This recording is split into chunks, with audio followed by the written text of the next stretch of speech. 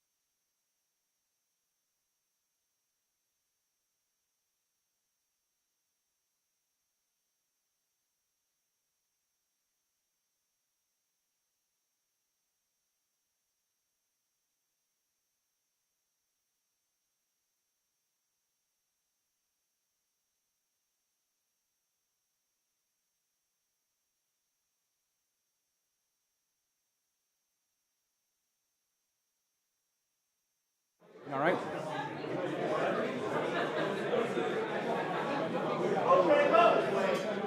Good evening, ladies and gentlemen.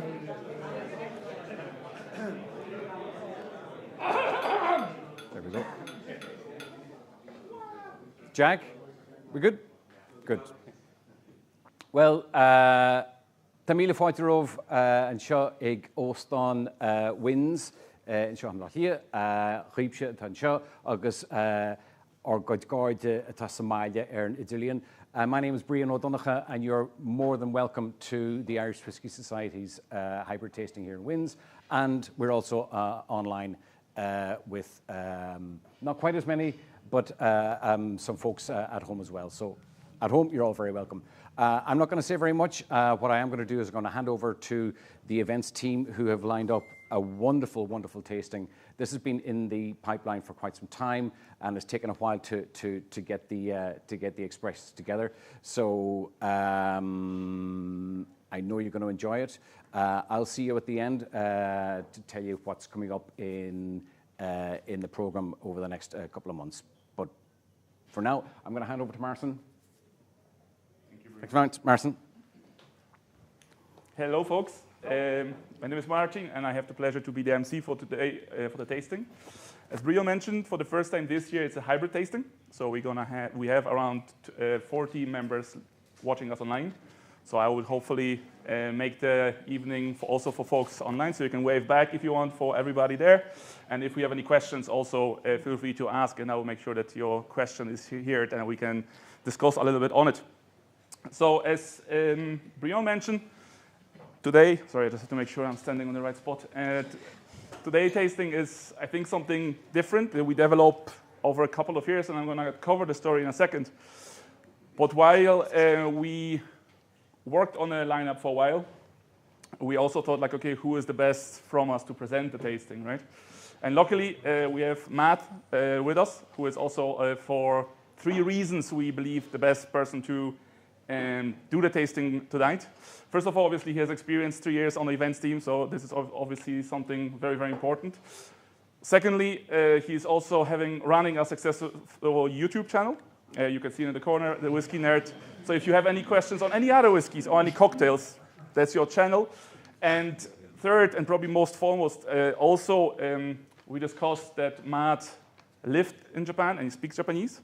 And he has more experience with Japan than the whole events team together. So we thought, okay, this is something probably why he should be presenting and giving us the amazing expressions there. We also, as you mentioned, we would like to thank Gashko Productions, who is helping us today with the online stream. So thank you so much, and hopefully the experience for our online members will be better than it was the last time, hopefully. If not, you can blame me as an MC, not them, obviously. And also, we are very lucky that we have Ciaran Rooney from Glendalough tonight as well, who will present one of the expressions. If you look at the mat, you will probably figure out which one he will present as well. And yeah, so I think that's going to be something also where we can hear the stories, from the distillery and what's happening there. So that's the organizational part. And now, why we come up with the tasting, and bear with me because it's a bit of a personal story here. I don't need this anymore anyways. So a couple of years back, where my whiskey story started, I think 8 or 9 years ago, when I moved to Ireland, one of my friends was leaving Ireland, and he left 2 bottles with me. One of them was a Tullamore Phoenix cask strength, which is an amazing whiskey, and the other one was a Chivas Mizunara. And while the Tullamore gone very fast, the Chivas, I'm not a big Scotch fan, so I said, like, oh, I'm going to leave it as a present or whatever's going to happen to it. But then one night, obviously, a couple of years later, there was nothing else in the house. So I said, sure, we're going to give it a go, right? And so we did. And I was quite surprised because, first of all, there was no smoke. And actually, the whiskey was quite smooth and very, very enjoyable, right? So then last year, when we were thinking, okay, what tastings can we bring something different to the society? Together with Jonathan, who is supporting us also online, making sure that everybody can voice the questions. We sat down and said, like, okay, obviously, can we have a lineup of Irish whiskies with influence of Japanese wood? So we did, right? And luckily, as mentioned, if you look at the lineup, we're going to have the first distillery who brought Mizunara to Ireland, which will be Glendalough. It's not this expression that we have there, but nevertheless, they were the first ones. So I think this is where the journey began. Then you will see we have a lot of, not only a very different country or the casks that influence the whiskies, but also you will see that we have also a lot of different casks in there, right? So you will see we're gonna go through every expression, and we're gonna finish with, to my knowledge, the last or the newest expression, which is the Teeling, which is also a different cask to Mizunara and the previous casks.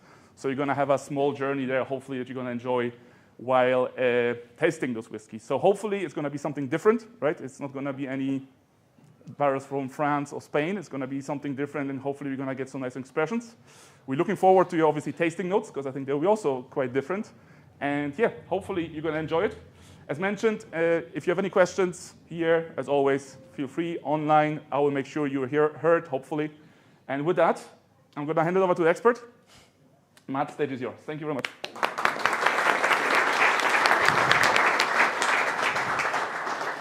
Thanks very much, Marcin. Some of you in the room and at home obviously probably know that there is something else other than the Japanese influenced whiskey. So I'll briefly talk about this. This is the Spotlight Sample of the Month. This is from Roe Co. So if you are aware, they recently released their own first ever whiskey that they distilled themselves. It's the Solera sample. It's in front of you here. It's in bottles for you to take home because there are already 6 whiskies in front of you, but I've already seen some people have already opened their bottles. I mean, you put grog in front of someone, what are they going to do? They're going to drink it. So this is an interesting little thing, and it's got a weird cask program, so I'm going to refer to the notes briefly. It was just released there, I think, 3 or 4 weeks ago, something like that, and they had a really nice looking event. I wasn't invited to it. I'm not famous enough to get that kind of invitation, but it's got a really interesting cask program. So it's a Solera system. If you're not familiar with what a Solera system is, essentially they fill layers of whiskey, if you imagine that, with different barrels, and they cascade the whiskey through it. So they put the whiskey in after, let's say, 3 or 4 or 5 or 6 months, goes into the next barrel, goes into the next barrel, goes into the next barrel, until it hits the bottom barrel, essentially, and then they take whiskey out of that. Now, what they do typically is they actually don't empty that bottom barrel. They say, let's go down 3/4 of the way, so leave a bit of that whiskey in there. And then they refill from the next barrel. So it's always cascading through. And at the end of the day, the whiskey might be like 6 or 7 years old after it's gone through all the casks. But the interesting thing about the Solera system is that a little bit of that original whiskey is always going to be in the blend. Even though it's evolving over time, you're going to see that profile evolve. They decided to do that for this release because it's the first whiskey they ever distilled themselves. Now, there is some whiskey in there that's their own cask, and some of this whiskey that's from other casks, from other distilleries, because they are working through their sourced stuff. So this is the first release, and it'll be interesting to see how that blend evolves over time. The casks we went through, real quick: refill and first fill American oak barrels, newly charred, alligator charred American oak barrels, chestnut barrels, which have 2 different types of toasting, and sherry casks at the very end. So I think that's 5 different types of casks, so lots of influence. If anyone was at the Roe Co event we did a while back, you might have gotten a chance to taste a cask strength sample of this, but now you have it in front of you. I think it retails €85, should be available most places around the country now. So enjoy that one. Now, the main event, the actual whiskies we're here to talk about today. These are Japanese whiskies, but they're, Japanese influenced whiskies, and I'm going to talk to you a little bit about the history of Japanese whiskey and why it's having such a profound impact on whiskey making culture around the world. So in the 1800s, a guy called Masataka Taketsuru wanted to learn how to make whiskey. He's a brewer in Japan, and he was making beer, making things like Shochu, making things like sake, which is less like a wine and more like a beer. It's a brewed product.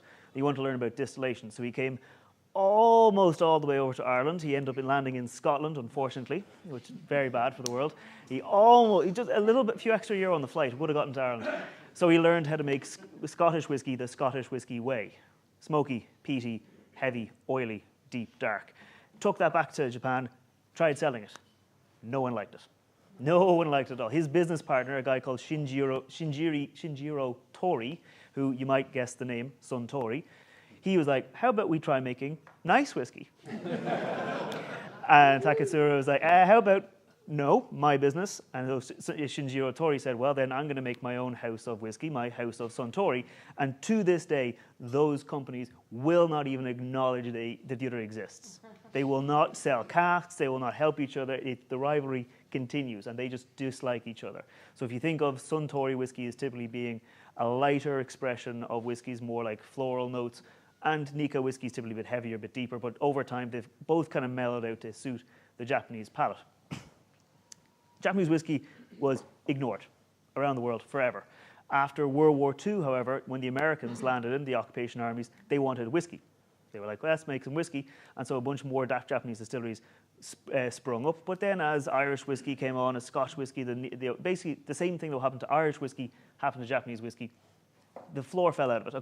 I think Nika stopped making whiskey for a few years. And so they just cut back production and they started making some really nice limited edition runs. Basically think of the special edition whiskies you get today, that's all they were making. And then around, I think, 2013, the world discovered Japanese people were making good whiskey. And they said, let's buy that. The Japanese said, funny story, we don't have any. And so they discontinued. If you look at the Yamazaki 12, the Hakushu 12, fantastic whiskies discontinued, at least for now, while they rebuild their stocks. So they make sure they have a consistent product, which led to three things around the world. Massively increased prices, fake Japanese whiskey, which is actually just imported whiskey that they bottled as Japanese whiskey, and the thing we're going to talk about today, because I could talk for ages about Japanese whiskey, Japanese influenced whiskey, where companies around the world said, okay, what is it about the Japanese whiskey? What is about the way they make it, the woods they use that makes it so appealing? Let's get that into our whiskey. So stop talking, start drinking. We're going to kick off with this, the first whiskey. This is the Method and Madness whiskey. It's a trilogy of whiskeys they released. There was one, I believe it's a 30-year-old, and it came in at €3,000, so we don't have that for you today. Sorry, it was 33 years old, Mizunara, and we do not have that for you today. Instead, we've got these two, the Chestnut and the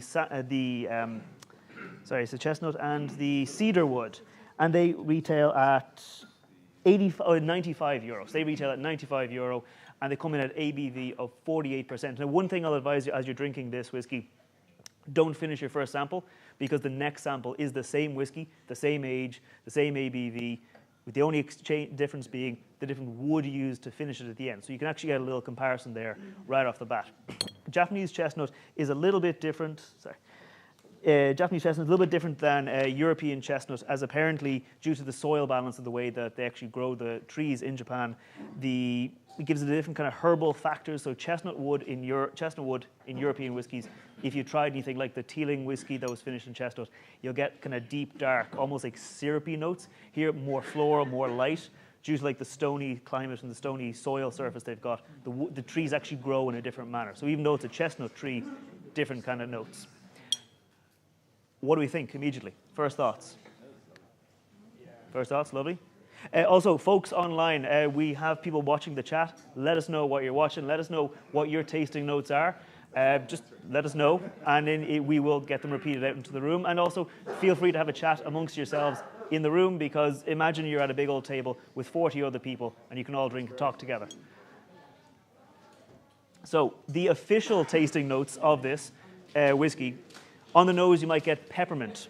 You might get caramelized almonds and ground pepper, because it is a pot still whiskey. So you might expect, does it say it up here? So you might expect, like a classic pot still whiskey, you're going to get some spicy, peppery notes.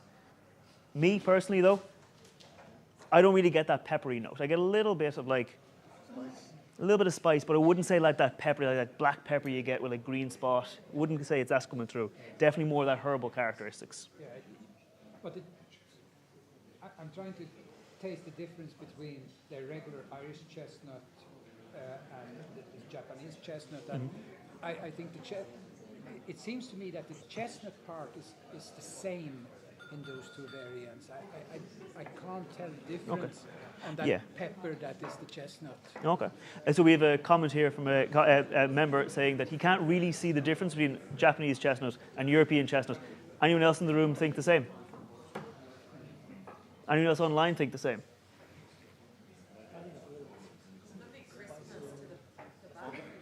There's a crispness to the back. Any thoughts? Online, Mentos, sweetness, and white pepper. White pepper, okay. But I don't get Mentos. Depends on soil.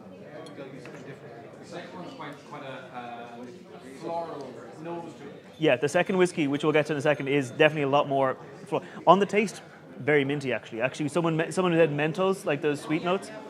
Someone online said Mentos, yeah, actually quite a sweet, like almost like the refresher sweet. So you know those spearmint, those kind of yeah. Alex, any thoughts? No, great. It's just with Yeah, yeah, we'll go through comments out, yeah. So what I might advise we do next is actually try the next whiskey against this one. Because this is the closest we're going to get to like an A-B tasting.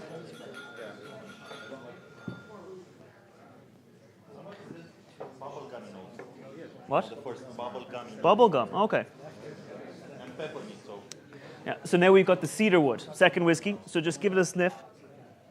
Again, like it's the same whiskey, same age, same ABV, same initial aging in bourbon and sherry, but the finishing was cedarwood instead of the chestnut. They smell and they taste totally different.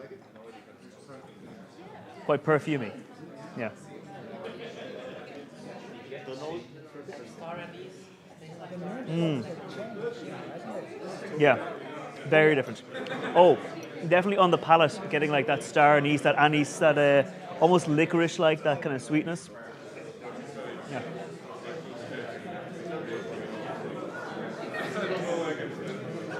What do we think between the two of them? Two.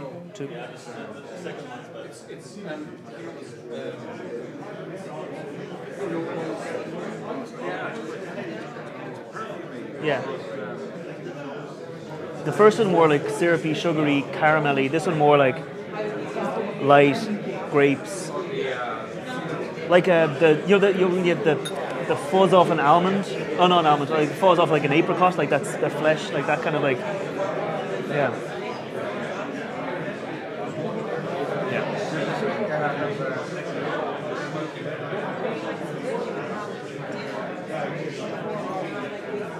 Any thoughts?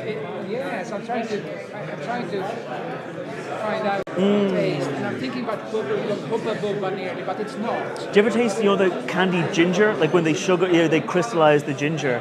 That kind of like that idea where it's something herbal, something botanical. Yeah, That's been. I haven't, but I see what you're coming from because the nose, the first time I smelled it, the nose was really nutmeg and cloves. Yeah. But then that disappeared after a while, and now I get more this candy cotton almond, and maybe after I tasted it because it's so heavy on the palate.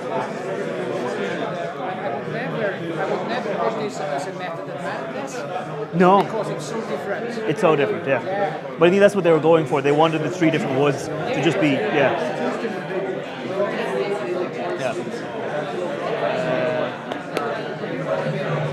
any thoughts? Any questions? You can get the cask there a little bit actually. Do we continue or? Yeah, just I might read out the comments. Yeah, I can do it for you if you want. Oh yeah. So folks, we're just going to read out a few comments from folks online, some ideas and thoughts, see if they resonate with the people in the room here. Brilliant. So folks online, thank you for sharing. So most of our members online are very surprised how different the first and the second one was. There are some that both receive good feedback and everybody likes the nose, the sweetness. We're going to ignore some comments from Jonathan because he created the tastings. But for example, woodier than the first one. The second one is woodier than the second one. Sorry for this. And candle ginger is also an interesting for the second one. Yeah. So that's some tasting. So thank you for sharing. Yeah.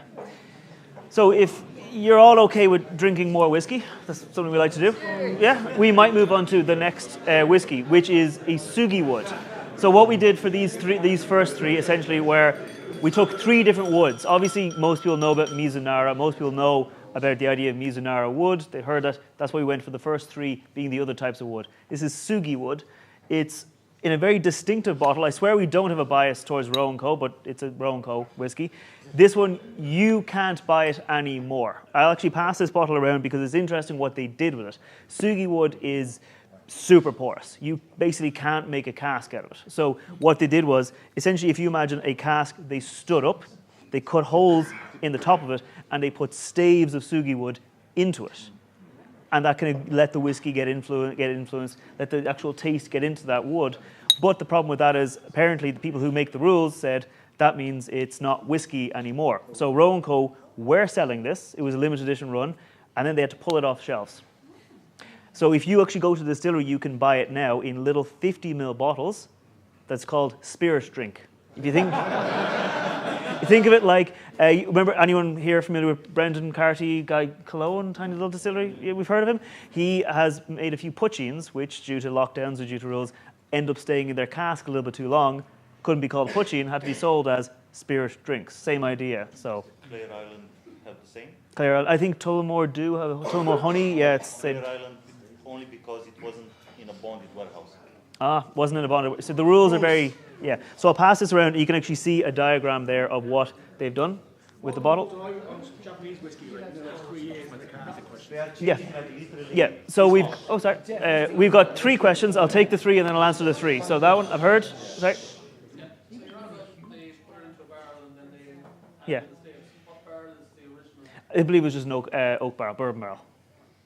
Sorry, the question was what was the barrel before they added the staves? I believe it was a bourbon barrel. There's a question over there? Basically it's the same question, but just to clarify that, because they put a stave in, they couldn't call it. Apparently that's or maybe it was spend time out of the bonded warehouse. There was something that pulled it. They're obviously kind of cagey about it. They don't want to upset the people who make the rules and decide what they can sell. But yeah, and there was another question about the rules of Japanese whiskey. So I'll let you taste the whiskey and then I'll tell about the rules of Japanese whiskey. So the reason why fake Japanese whiskey showed up on the market was there was a huge amount of demand. Everyone wanted Japanese whiskey. And the rules for Japanese whiskey was, well, it has to be produced in Japan. And they didn't define what produced was. So some enterprising companies, defined produced as, well, it went into a bottle and I put a picture of Mount Fuji on it, and therefore it's whiskey. And so a bunch of companies end up actually importing Scotch whiskey. And if you look at import-export records, I'm weird and stupid, and I've done that. You can see, suddenly, import-export, like there's a couple of cases of whiskey going to Japan, there's a couple of maybe dozen cases of whiskey going to Japan, and suddenly there's those massive plastic containers of whiskey. Are they called LBVs? IBCs. Massive things are just suddenly being sent to Japan. Like, why is that happening? Oh, because all these brands showed up, and instead of sourcing stock from other distilleries, they couldn't do because they had stopped making whiskey, they sourced it from other countries. And so the new rules that are coming in, I think it's a self kind of regulating system. The Japan Spirits Industry Wine Consortium is the whole name. It sounds better in Japanese, probably. I don't know it. I don't know the name in English. They have come up with new rules that said basically the grains don't have to be grown in Japan, but they have to be malted, mashed, milled, produced. The fermentation, the aging, the bottling, all has to be done on Japanese soil. So that's the new rules. They're making it essentially the same way we would do it. I think it's 2 years in cask as well. That's a bit hard. 2 years? I think maybe it's 2 or 3. 3 probably. 3, okay, sorry. But the one thing they've said is it has to be, I believe, they didn't say it has to be an oak barrel. So like Irish whiskey just has to be aged in a wooden barrel. So it can be aged in cedarwood, sandalwood. The Japanese cherry blossom trees, you'll get whiskey aged in cherry blossom. So it's just in a wooden barrel, so they will be able to experiment a little bit like Irish whiskey. And that's the new rules coming in. So that's kind of where they have it. So a lot of whiskey companies have, so if anyone's familiar with Nika from the barrel, that's no longer Japanese whiskey because it incorporates, I think, from Ben Nevis. There's a couple of brands. But some of them have pivoted. So if you go to the distillery, go to the airport, you will see a couple of whiskeys like the Suntory Ao whiskey. It's like the Ao means blue, the sea. And what they've done is they've taken whiskey and they said, hey, we've got whiskey in this blend from a Japanese distillery, from, I think it's Cooley, from the Beam distillery. They basically name all the distilleries and say, oh, it's an international whiskey. So the rules changed. They had all these whiskey and now they're marketing as, isn't it great? We've got this international whiskey. Yeah, so that's the new rules. What do we think of the Sugi? It's a bit weird, right? Yeah. This was really polarizing. Some people go, oh, it's really nice, really menthol. Some people go, I hate it, it's so menthol. Like a whiskey liqueur. It's like a liqueur. Is it a malt? Is it a grain? It's a blend. So malt and grain. It's a malt blend, I think, yeah.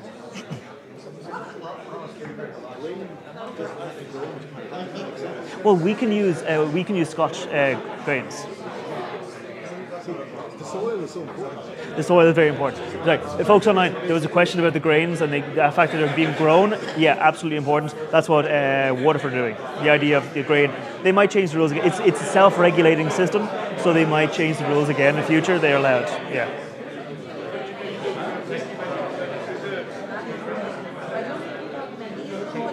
Oh, okay. That's interesting. Yeah. Oh, sorry, clear on whiskey is the same. No bond to warehouse. Yeah. Yeah.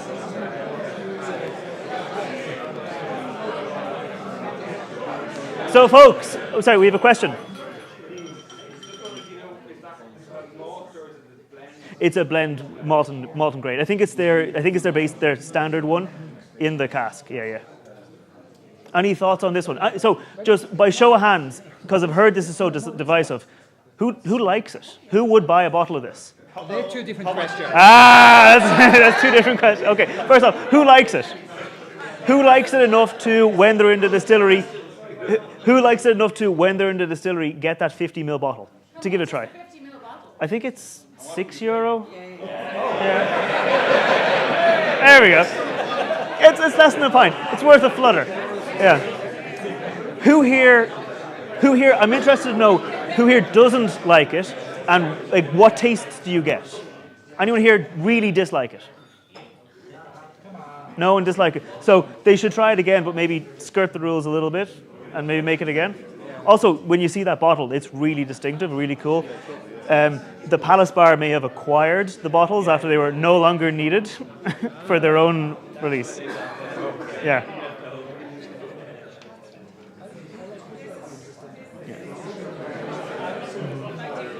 Any more comments from the question, or is? I think we go through if you want. That's just.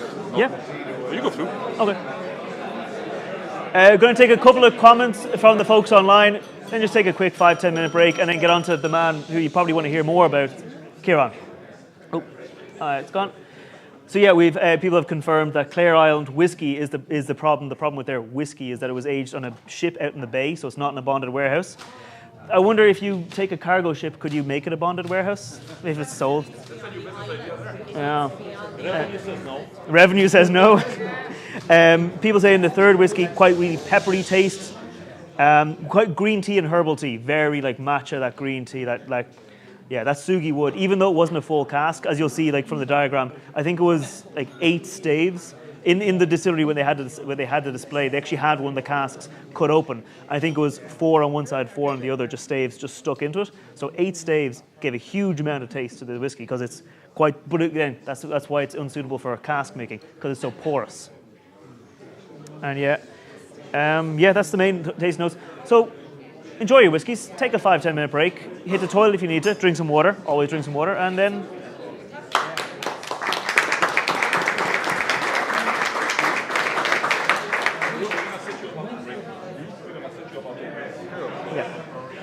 We won't mic you up just in case you go to the toilet. That's not what anyone needs to hear. Yeah, nobody needs to hear that, yeah. Very good. Yeah. Get my notes out of the way.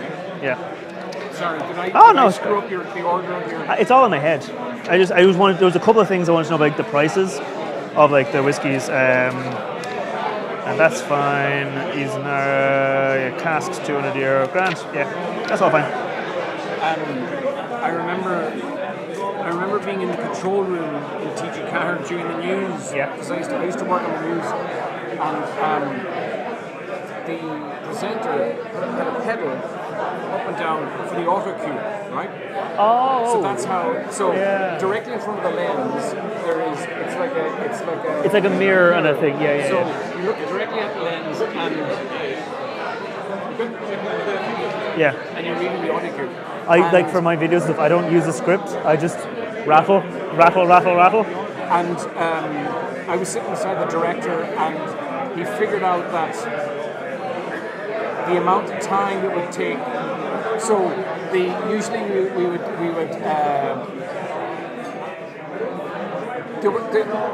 there wasn't enough script between the end of one piece and the beginning of another one, and the director just said. New text coming, right? And the presenter had rehearsed it. Oh, turn me off. So to turn this back on, is it just a single push or a? Okay. Oh.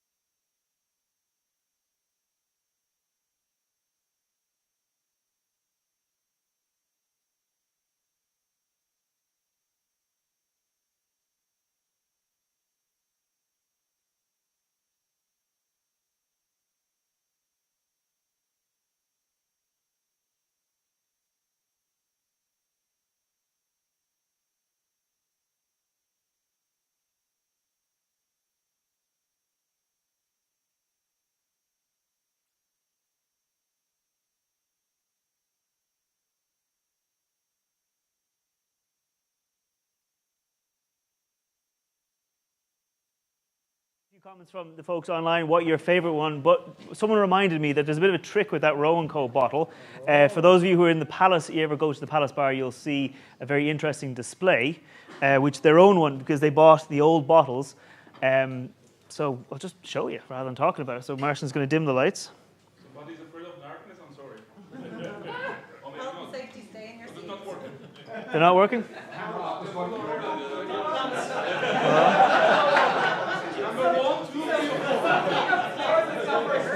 Oh. That's as dark, but so that's what it looks like. If you go into the Palace bar, you'll see, oh, whiskey, oh, whiskey, oh, whiskey. What the hell's that? And they'll say, oh, it's a very tasty whiskey that's also kind of expensive that you can buy, and they will sell it to you very happily. But yeah, so just an interesting little thing. Roe Co were trying something fun with their bottle. Shame it didn't work out. Anyone who has a bottle, you can make something cool out of it. I know some people have made like lamps out of it. Yeah, because it just has that very distinctive kind of, yeah. But just something cool. Now, we're going to kick it off. Again, folks. I turned my back for not even 3 seconds. Not even 3 seconds. Are you like toddlers? You can't keep the attention.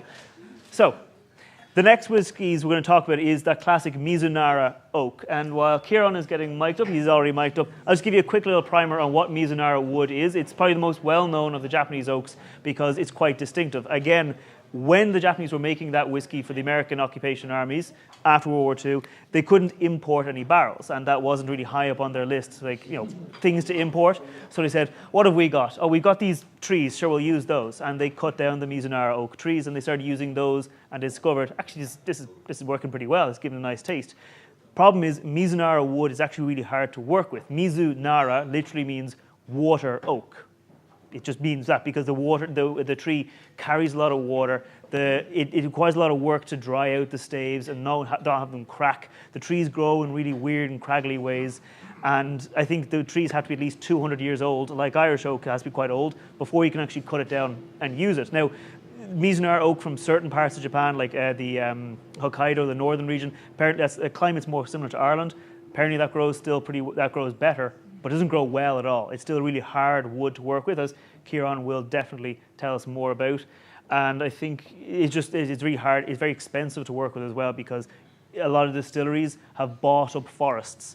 And so if you're an independent Irish producer saying, can I get a Mizunara cask? They go, well, you're not getting it from my forest. So the man himself, Ciaran.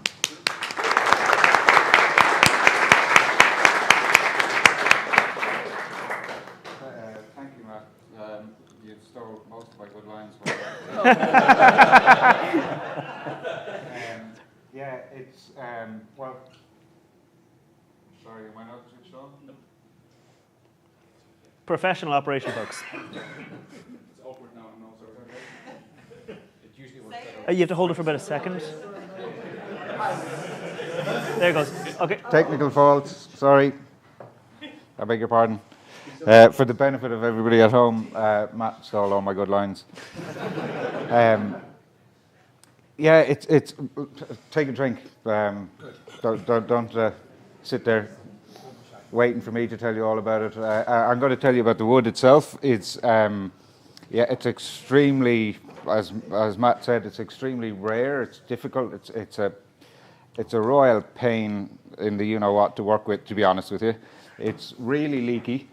The nature of the way it grows gnarly. It's really the amount of trees that were wiped out by the Fukushima disaster was, and then there was the tsunami. Has all put a massive hole in the supply chain of these trees that need to grow for a couple of 100 years. If we're making an Irish oak. If we're making casks from Irish oak, I've got anything between 2 and 12 casks out of a single oak tree. You're going to get one at best out of a Mizunara tree, and the growing season is very similar to ours, and it leads to a sort of a quite a tight grain. and it means it's horrendously leaky. And I mean, we did a pressure test once on one of the casks that we had terrible losses from, and when you're doing pressure tests, you literally you put some warm water into the cask and you inject high pressure water or air pressure, and you'll see all of the weak points in the cask will become so the air pressure will start to force the bit of water that's in it out of it. It was actually bubbling out through the center of. Mostly you'll get. Mostly casks leak at the joins or in between the staves or at the head or the. This was like just bubbling out through the middle of the stave. It was like it's woefully inefficient in terms of if you were trying to make money. I would advise you not to put your whiskey into a Mizunara cask because the losses are. I mean, this 7-year-old it's about. It's around about a year for the virgin casks. It's a mix of virgin and refill Mizunaras. This is the particular one that we have is batch 2. When Brían told me they were doing this tasting, I went scrambling around to, oh no, we need to get batch 2 casks in, or batch 2 bottles in for the society because I just think it's nicer than batch 1. And I would hope that I'm not going for, I'm not trying to make the same whiskey over. I'm always trying to make our whiskey better and better. So I would hope that batch 3, when that's bottled probably later this year, will be an improvement again. But I can't guarantee that it will because it's just learning. I think it will. This was slightly, the difference between batch 1 and 2 was the refill casks.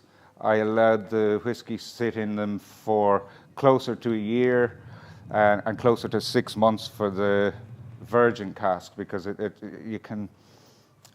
the whiskey can start to strip way too much out of the if it's left for too long in a virgin cask. It extracts a huge amount of the flavours in the very early stages of maturation or finishing. So batch 3 will be, so every time we get a new delivery of casks, of Mizunara casks, that was basically signifies, so the next batch of virgin casks arrived at the warehouse yesterday morning, having left Japan in November. Our friends in Yemen had a bit of a effect on the. So the ship had to do a U-turn and go down around, and then our friends in customs decided that I was importing something dodgy from Japan, so that had to be scanned, and so there's been horrendous delays, and and after all of those months of waiting, I will have the joy next week of holding my breath and filling the casks and hoping that the whiskey doesn't start to pour out the other side, which it has done on occasions. It's a difficult one because the cask needs to be able to breathe. Otherwise, it's not doing its job. So I panicked phone call probably 7 or 8 years ago to the Cooper in Japan. We built a relationship with. One of our guys went over after our 13-year-old single malt won Best Irish Single Malt at the San Francisco 2015 San Francisco Spirits Awards. So as a very young company, full of balls and enthusiasm after getting an award like that, one of the guys jumped on a plane over to Japan and goes, right, look, I've got the best single malt in the world. You seemingly have got the best oak in the world. Let's try and put them together. And Kev, one of the founders of Glendalough, a very good friend of mine, he ended up going out on the sauce with this crazy old, the only independent cooperage left in Japan. And they went out on the tear and they got drunk, and they ended up getting each other in headlocks at 3 o'clock in the morning. And it was like, I like this guy, he's cool. so they started selling us casks, and they've committed to. We punch way above our weight. It's in the low, just around about between 100 150 Mizunara casks leave Japan every year to go anywhere. And we get, I'm not allowed to say how many we get, but it's double digits, low double digits of what we get every year of 450 litre casks, and we are the only distillery in the world that gets, outside of Japan, that is somehow has the privilege of getting 450 litre puncheons made with the Mizunara oak.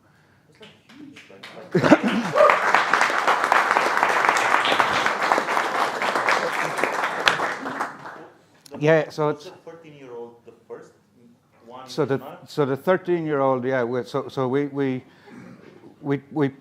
it was massively well received, but that was the first Irish whiskey to go into Japanese Mizunara. There's a couple of Scotch whiskies finished in Mizunara. Some of them like horrendously expensive, and it's a like, so if you think the expense of the barrel, a bourbon barrel now.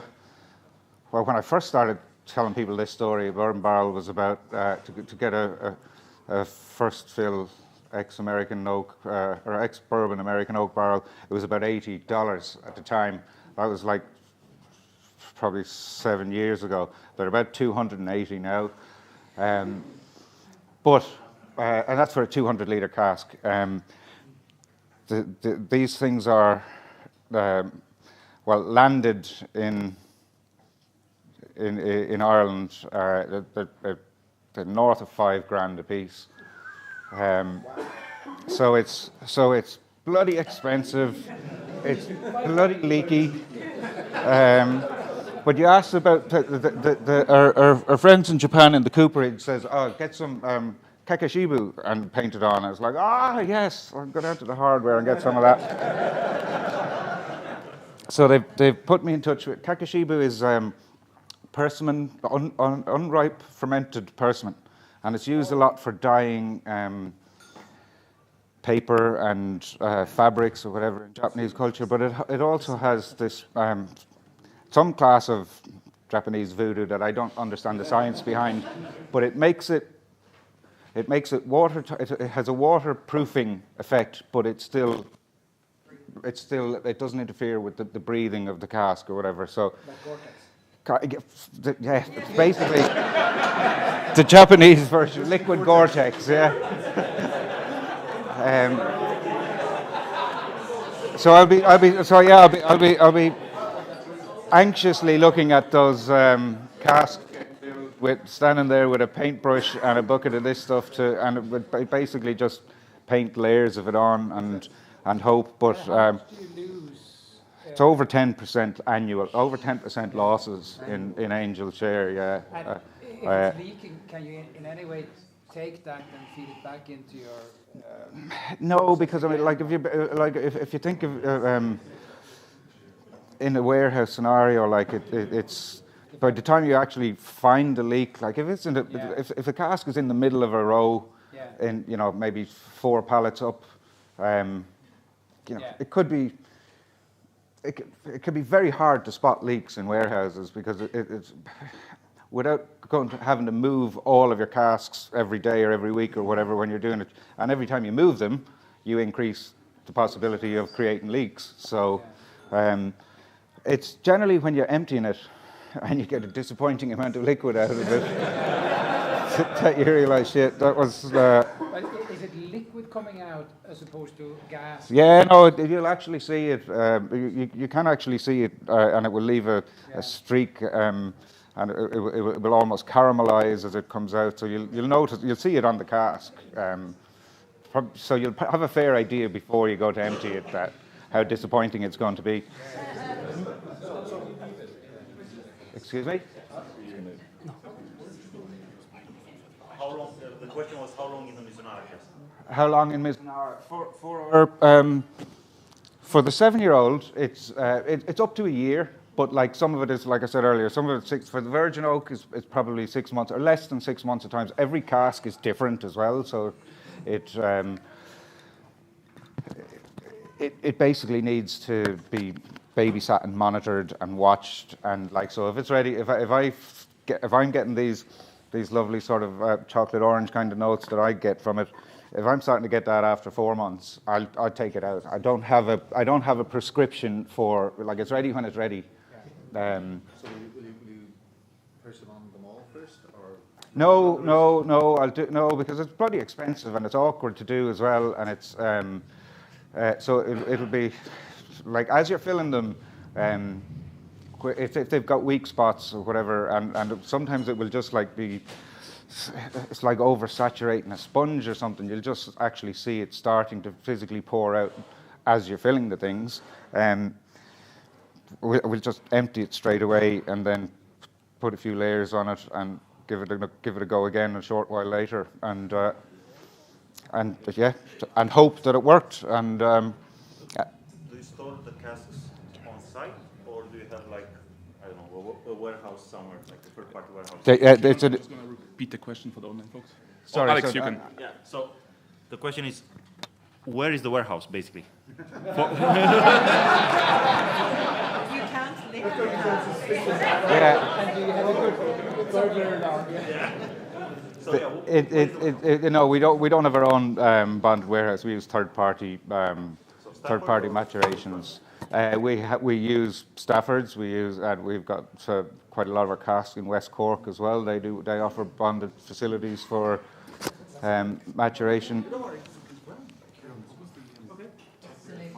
We also have insider information here. We know why the Roe Co might not have stayed on shelves. So it's Irish whiskey is a protected. It's GI. It's got geographic indication. It's a protected name. So we're extremely careful about what you're allowed to call what is allowed to be called Irish whiskey and what's not. So it carries the same protection as, for example, feta cheese or Parma ham or champagne can only be made in those, and it's based on the history and tradition. But in order to secure that status, it has to be. There's a technical file, or basically a rule book that says what makes Irish whiskey is the fact that here's this like crazy rule book that we have to follow. The Scotch technical file is very similar to ours. They're even more restrictive insofar as they have to use oak. Like Matt mentioned, we can use any type of wood, but has to be brewed, fermented, distilled, and matured on the island of Ireland. It's a 36 or 32 county. It's an all-island thing, so it has to be. It can be bottled outside of the island of Ireland, but it can't be. If you're exporting it in bulk for bottling, it has to go in an inert container. So if I loaded up a boat full of casks and sent them off to Spain or something to get mature a little bit quicker there in the high temperatures, it's not Irish whiskey anymore. So the rules are there to protect the integrity and the history of our commodity, which is Irish whiskey, as a protected name. The guys in Roe Co took a very bold and clever move. So one of the rules is you can't have any additions to the cask. So you can't add staves or wood chips or anything to the cask. It's all about the tradition of making whiskey in Ireland would have been that it's stored in a cask. And in order to maintain that integrity with the tradition, nobody was putting extra staves in. It was done for practical reasons, or putting wood shavings in or whatever. You're completely going to change what the cask is doing to the wood if you have doing to the whiskey, I should say. If you've got a cask full of, say, oak shavings, you're going to get significant amount more interaction between the wood and the spirit, and so you would get basically the extraction that you would get over many years. So it's an absolute very clear no that you cannot add staves or any extra wood to the thing. But every cask has got a bung hole for filling and emptying or whatever, and effectively a bung like that goes into the cask to stop it from leaking. But but if your bung was like all of a sudden like a baseball bat, and you had like 8 bungs in each cask, they're technically not a dish. You know, it was a sort of a grey. It was, yeah. So it was a potential loophole that somebody obviously complained about it. And in fairness to Roe Co, they immediately went, look, you know what? If it's a great, we don't want to screw with the technical file or whatever. So they pulled it off the market straight away. But the technical file is what makes Irish whiskey, and it was what stops shysters from all over the world making what their own bathtub stuff or whatever and calling it Irish whiskey. So, Ciaran, we have one question from Kevin online. So, Kevin, thank you for the question. Sorry, Kevin, I have to go closer to you so the camera can see me. Otherwise, yeah, anyways. So I will just quote, because I think it's a very interesting question. How do you guarantee the consistency in the taste if this is a, quote, suck it and see type of operation? Yeah, it basically is. It's suck it and see. I can't guarantee the consistency of it, simply. So that's what like your batch 2 is very different, and I think much improved on batch 1, and I hope that batch 3 will be slightly better, but I'm not striving for consistency. I'm striving for, well, consistent improvement. Perfect.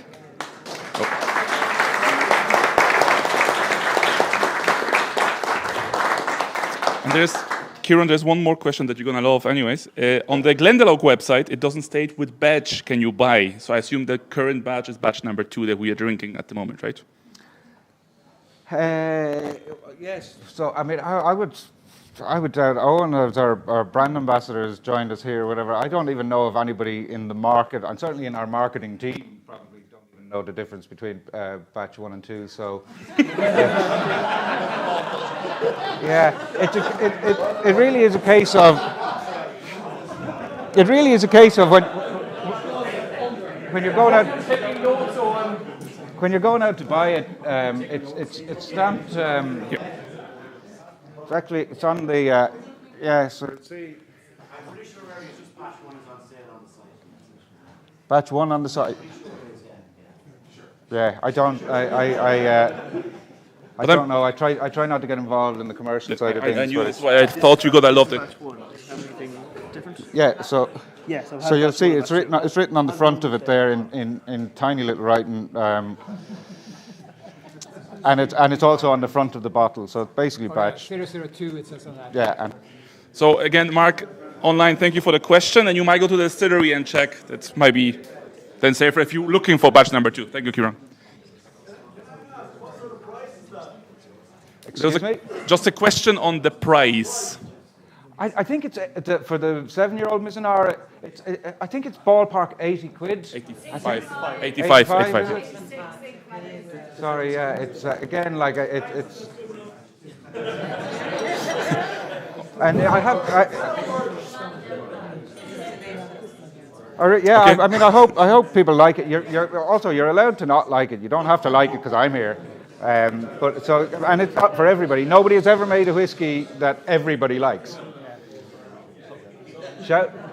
So if Irish whiskey is a protected name, is whiskey itself also protected? Could Glendalough have sold it as whiskey? Yep. Sorry, not Glendalough. I believe so. I believe they could call it. I mean, they can call it Irish Spirit, but I also believe that they would have been able to put it out there as whiskey, but not Irish whiskey. So the protected term is Irish whiskey, yeah, and Scotch whiskey. Would they which? Whiskey can be spelt with an E or without an E. There's no.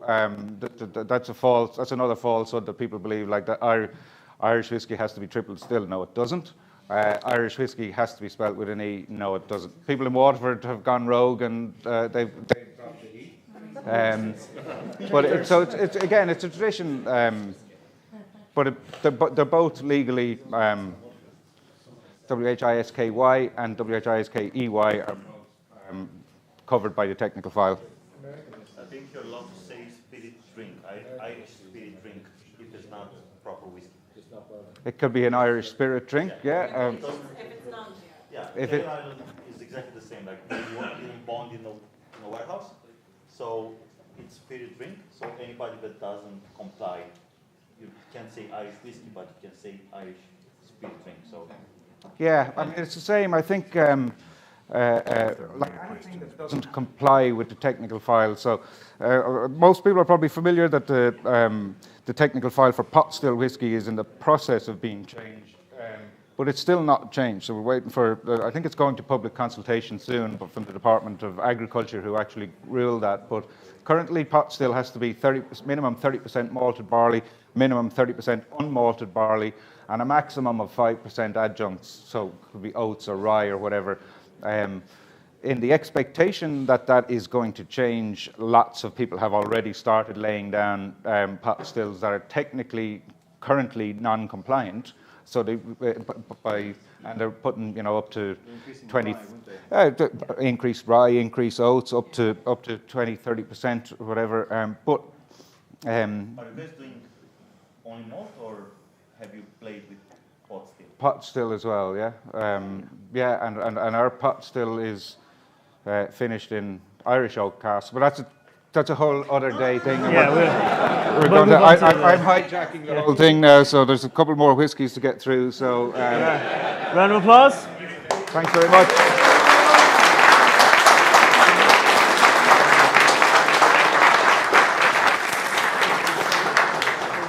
Now, from one Mizunara to another.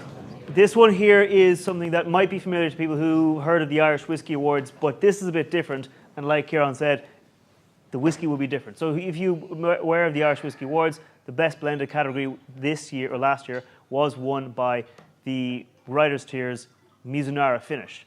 This whiskey, very similar to, but not exactly that. If you know, the more recent batch has the new branding on it. So this is from the original batch. This is the batch that was released around about the Japanese Rugby World Cup that was held in Japan.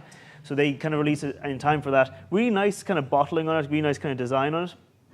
And this is from that batch. Very similar, but like Ciaran said, there will be a bit of variance. So this one might not be the same as that whiskey there.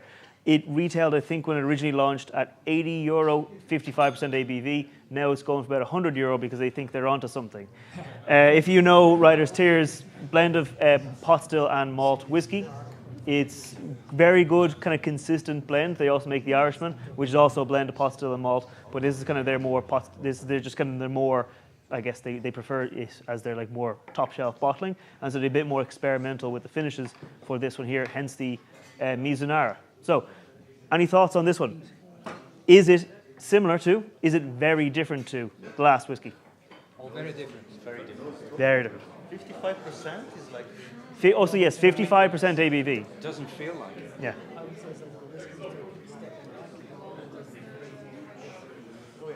What age? No age statement. No age statement as well on this one. Yeah. Is there any more information on this?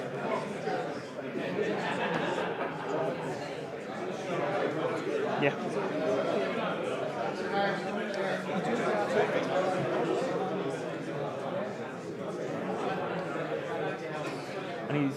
If there's any thoughts from folks online as well, let us know online. But so I'll pass this right here. Thanks. Do you want to just give the note? Yeah. On the Glendalough, I kind of get like almost like There's more of the organic sherry. Mm. I don't get that with the Writers' Tiers. Yeah. Comments coming in saying that it's the Glendalough kind of almost like a dry sherry, like maybe like a Fino, something like that. Whereas this one here, different, a little bit more fruity. Folks coming in online saying that it's, I hoping that we can get an Irish Whiskey Society discount. And I'm not I won't say anything more.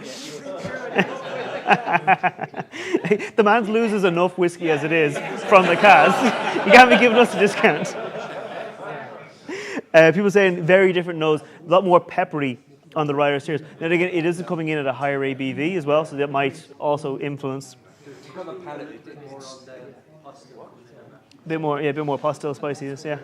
I find the sweeter, whereas the Glendalough is more savoury.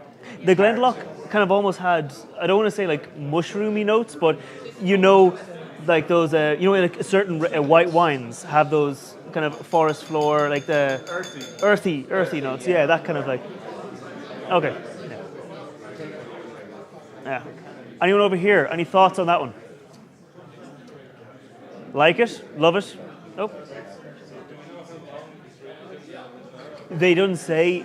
Now it is a single cask whiskey, so I think they changed. Like Ciaran was saying, for each cask, they probably were like, 6 months enough, 5 months enough.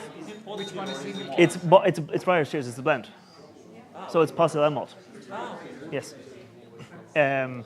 So the question was how long it's been in the cask. It's a single cask, so which also then means even if you were to buy this and you were to buy it and really like it, and you'd look for it, you have to make sure you get the same cask because the casks will all give different influences. Especially with that Mizunara oak, you're going to get a lot more variance between your casks than you will on other kind of more consistent woods. In general, you get that sort of consistency across distilleries anyway. Yeah.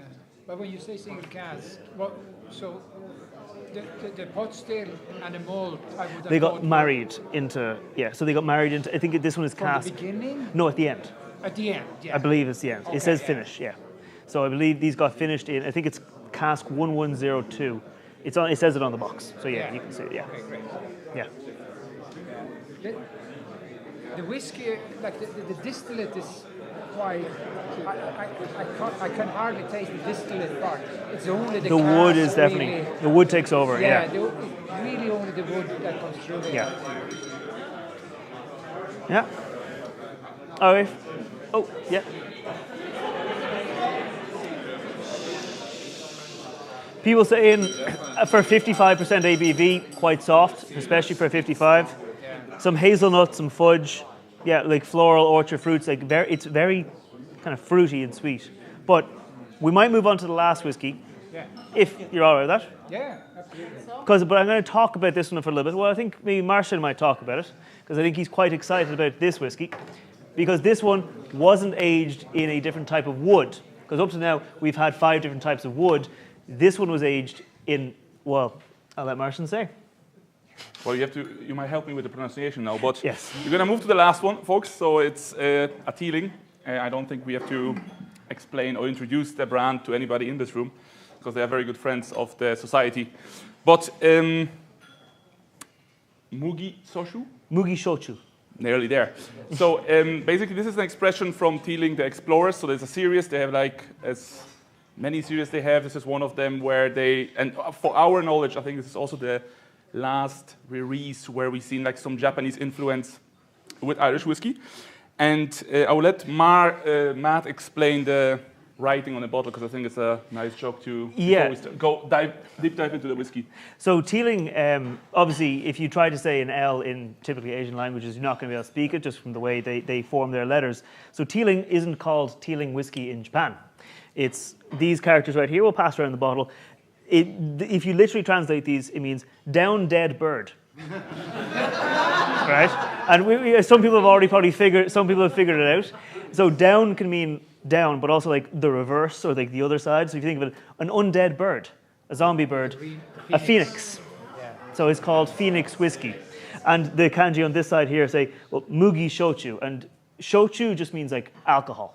Just like, Shochu is a type of alcohol they make in Japan. It's kind of like poutine. You can make it from rice, and you can make it from barley, and you can make it from carrots, sweet potato. Whatever the hell you find, you can make shochu out of it, provided you can get a bit of sugar.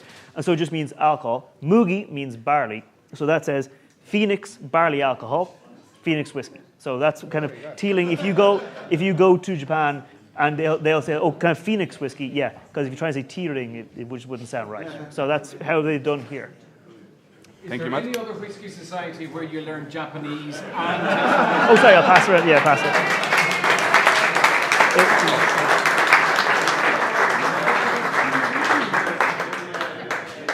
So yeah, folks, as Don't worry, get them. Matt said, Mugi Sushu, so I think that's why I'm so excited about this one.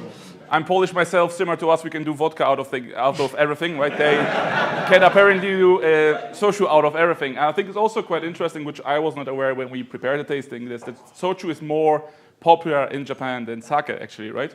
So it's it's a very popular local alcohol, as Matt said, which is now hopefully similar to Pochi we'll make outside of the borders there, right? So, Sláinte.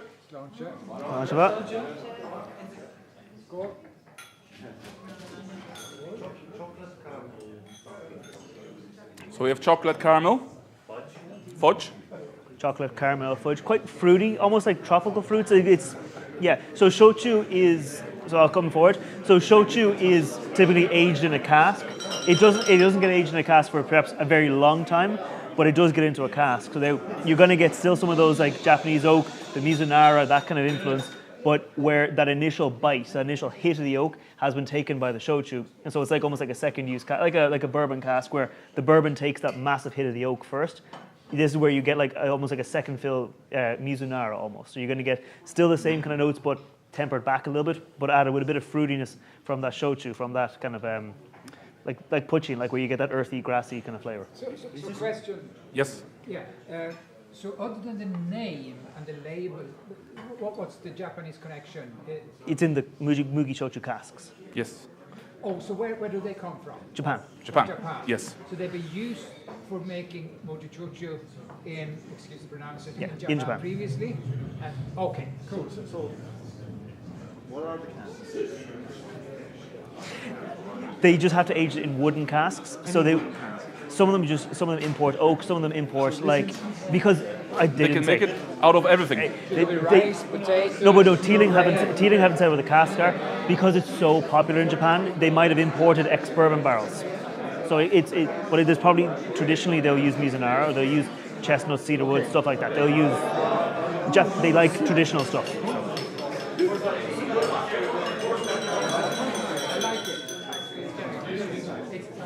So, Forks Online saying it's very smooth, very nice to drink, very easy to drink. Chocolate, fudge, burnt coconut. Yes, that's a new one.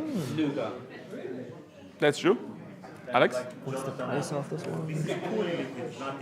Yes. Well, price. assumption. Price.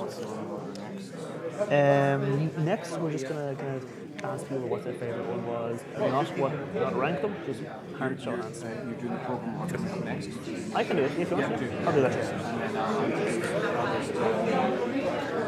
I'm just trying to find the price. Yeah, I'm just trying to find the price on this one. I have a playlist somewhere. What's the price? 110. 110? Yes. Sorry. Yeah, price. Yeah. I think very important question here. The price, you can still get it on Teeling's website. It's 110. So it's better. I will let you judge if it's worth or not, but just wanted to let you know.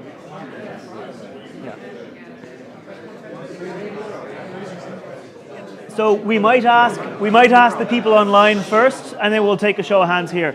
Folks online, just put in a number 1 to 6, or if you've tried the Roe Co sample 7, what your favorite one of the night was. Don't rank them, just give us your favorite ones into the chat. For the folks here in the room, show of hands. Number 1? Number 2? That's divisive. Number 3? 4? And it's not just because he's here. You also know we don't care. Yeah. Number 5 and 6. I'm absolutely certain I've seen about 10 people vote 3 times. But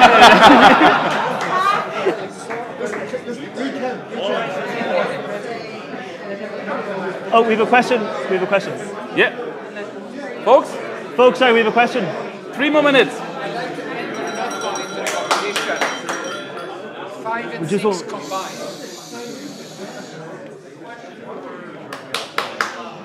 Question for Ciaran. The first lease was 13-year-old. Yes. We ran and why out the of change? 13-year-old liquid. Quite simply, that's we will re-release it in about 5 years. Maybe a little sooner than that. And actually, I found a few cases of it in a dusty corner of the warehouse recently, so I'm going to try and do something with the society where we can. I found a few cases of the 13-year-old that was that won the 2015 Best Irish Single Malt. So I have it before. I have the liquid before it went into Mizunara, and I have some of the 13-year-old Mizunara as well. And so we'll try and do something where we're almost a deconstruction of something that you can't buy anymore for the time being, anyway. So we're interested in that. Our brand ambassador will be delighted with me. I'm completely useless to the sales and promotion department because I can just see him can't like, buy no. it. So Thank you so much for the question. Yeah, brilliant question. Especially because it gets us free booze. I mean, gets us to taste fun things. So just maybe recap online. Ciaran, you'll be very happy to see that number 4 was also winning online. We had few number 2 and number 1s, but majority was number 4, and we have Mark with number 6 as well. And Jonathan is saying also to sell the 13-year-old to the society and don't sell it anywhere else. So there you go. So I'll just let you know here in the room and online what our next couple of events are. Some of you will have seen that the Taking Sale with Grace O'Malley, organised by our very own Kevin Abrook here, has tickets.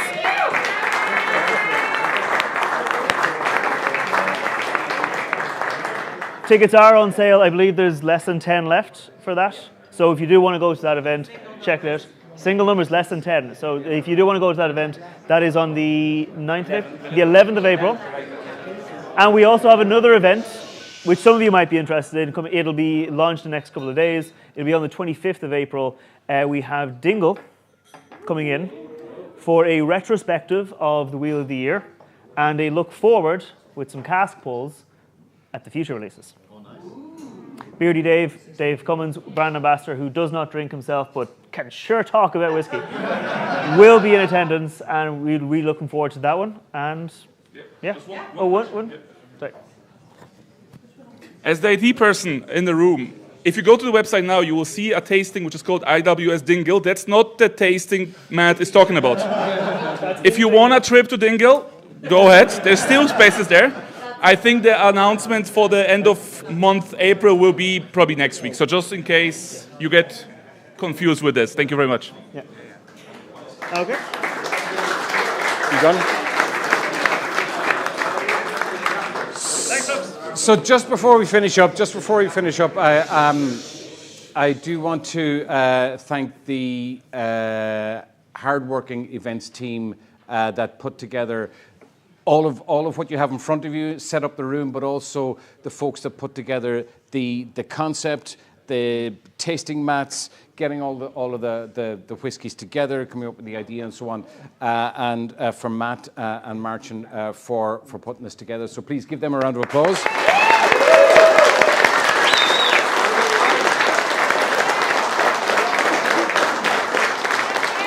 I also want to thank Roe Co for the Solera that they sent us this, and they said, we really want your members to taste this, so we are sending you some bottles. So that's why we put it in mini bottles and to give it to you as the spotlight sample. So thanks very much to Roe Co for that.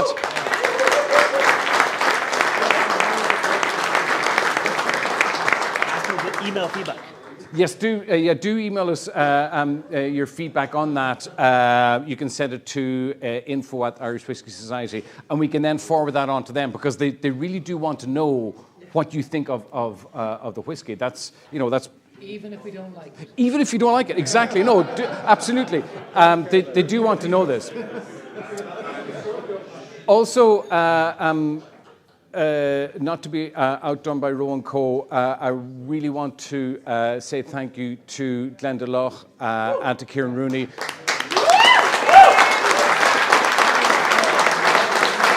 not only for coming along and presenting the whiskies, but also for donating those whiskies to us and to you as well. So thank you very much. And Ciaran, I have a little token of our appreciation. If you want to dig that out of the bag there, that's.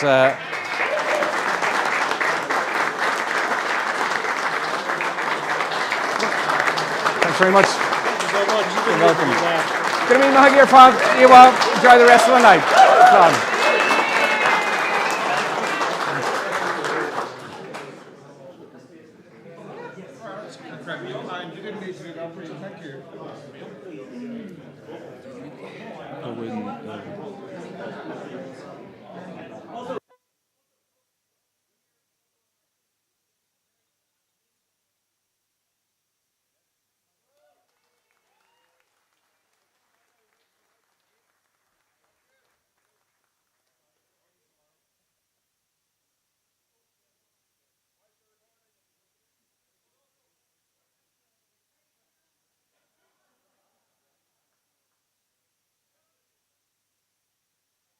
In 3 seconds.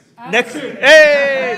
So, I just want to say a fantastic thanks to the folks at Gashka Productions for putting on. Like, if you're in the room here, we'll put pictures on social media, but the gear they brought are much better than if anyone's seen the setup, the sad little setup that we normally have for our online events.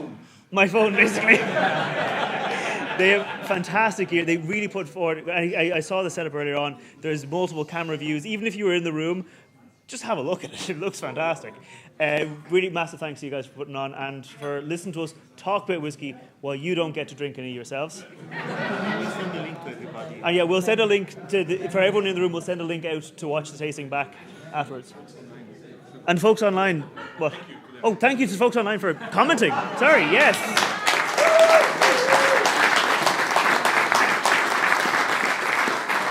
Because we're very aware that we've got members all around the country, and it was easy during COVID when everything was online, but now you can sometimes have that pressure like, oh, I should be in person, but it can be hard to get up here on a Thursday, especially a Thursday right before Easter. So for the folks online, for commenting, for making the online space into that kind of big pub table where you can walk around and talk to each other, thanks very much. We are planning on having more frequent online events where we can have kind of maybe once a quarter, maybe not that once a quarter, maybe more. We can have more events to hopefully get more members around the country involved, not just here at a very difficult time.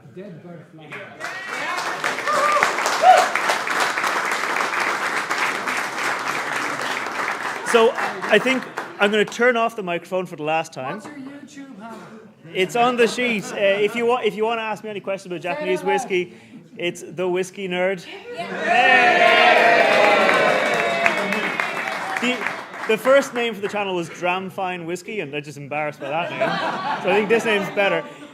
Yeah, the pun, but no one got a pun. So if you do want to, send me a message on Instagram or on YouTube if you want to find out. I make a load of cocktails. I generally take a whiskey and make a cool cocktail with that whiskey every week. I know some people aren't into cocktails. I saw a few wrinkled faces, but my God, you can really make some good drinks. But yeah, so give us a shout if you have any questions. Bye.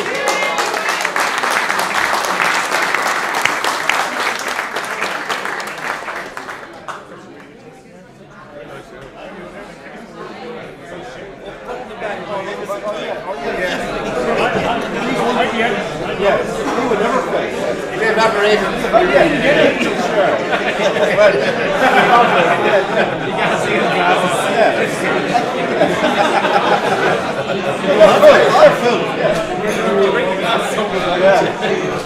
Actually,